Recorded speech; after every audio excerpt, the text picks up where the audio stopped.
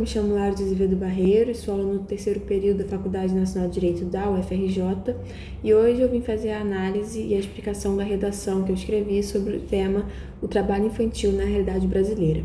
É uma redação que pensa atingir o modelo Enem, então eu já começo com um repertório, né? Então eu cito uma personagem do livro de Curtis de Espinhos e Rosas da autora americana Sarah J. Maas e apresento ela nessa realidade de uma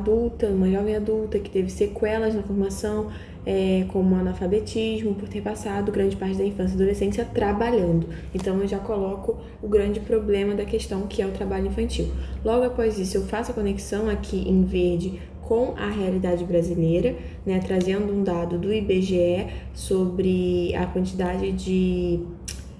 crianças e adolescentes entre 5 e 17 anos em situação de trabalho infantil, e logo após disso aqui eu destaco os meus 3 argumentos que serão os temas dos meus parágrafos, né? Porque apesar de ser um tema, uma redação estilo Enem, foi a pedido do professor que tivessem 3 parágrafos de argumentação. Então meu primeiro argumento é o déficit na formação pessoal, o segundo é a exposição a perigos laborais e o terceiro é a perda da infância. Então, logo já vindo aqui pela mesma ordem, começando falando no primeiro parágrafo de argumentação sobre o déficit na formação pessoal, eu venho retomando o tema, que é a interrupção do processo educacional e o que compromete não apenas o aprendizado técnico, mas as experiências culturais e afetivas essenciais à infância, ou seja, trago essa questão desse déficit na formação pessoal, e aí em roxo aqui novamente eu trago o repertório, né, trazendo o Estatuto da Criança e do Adolescente, o ECA, e também que ele é respaldado na Constituição Federal. Logo após isso eu faço a conexão do repertório em rosa com o tema de trabalho infantil, né, que aqui eu digo, o processo educacional durante o desenvolvimento infanto-juvenil é essencial para o exercício posterior da sua cidadania, que é um direito fundamental exposto na Constituição Federal. Logo após isso, eu trago um outro repertório na Maria Heder, coordenadora de projeto da Campanha Nacional pelo Direito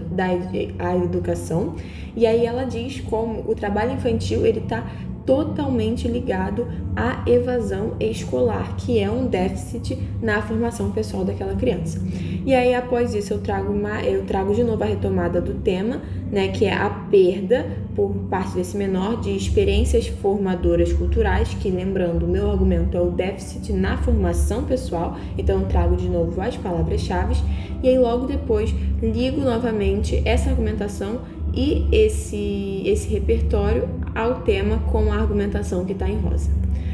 Depois a gente vai falar sobre os perigos, né, a exposição dos perigos laborais, e aí novamente em amarelo eu trago a retomada do tema, falando de novo sobre o trabalho infantil, como ele expõe as crianças e adolescentes a esses riscos agravados pela natural imaturidade do estado de menor, o que aumenta a inclinação à ocorrência de acidentes com esse público. Logo após isso, eu inverto a lógica. Primeiro eu faço a argumentação, que está aqui em rosa, e depois eu trago a Constituição Federal, sendo o meu repertório, dizendo que a Constituição proíbe o trabalho sob qualquer hipótese de um menor em ambientes noturnos, perigosos ou insalubres, seja em situação de jovem aprendiz, seja maior de 16 anos, é proibido em qualquer hipótese um menor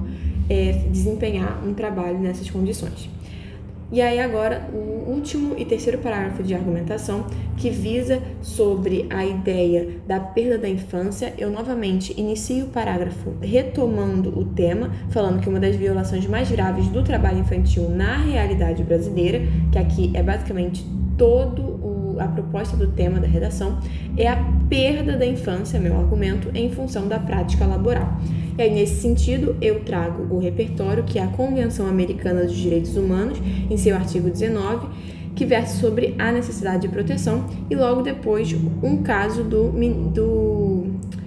STJ,